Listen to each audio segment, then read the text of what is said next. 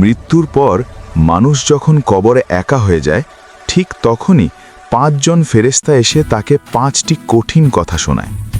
প্রথম ফেরেশতা এসে বলে, হে আদম সন্তান, গতকাল পর্যন্ত তোমার কত অহংকার আর শক্তি ছিল, আর আজ তুমি এতটাই দুর্বল যে নিজের শরীর থেকে একটা পোকাও সরাতে পারছো না।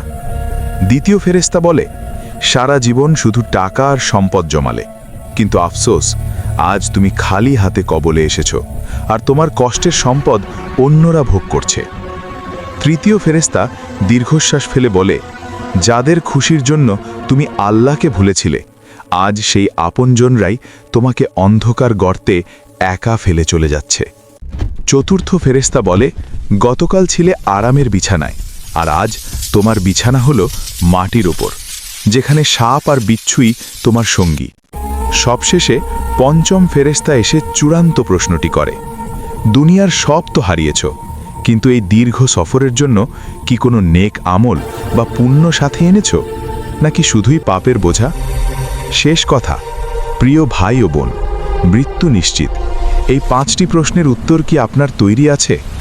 সময় শেষ হওয়ার আগেই আল্লাহর পথে ফিরে আসুন।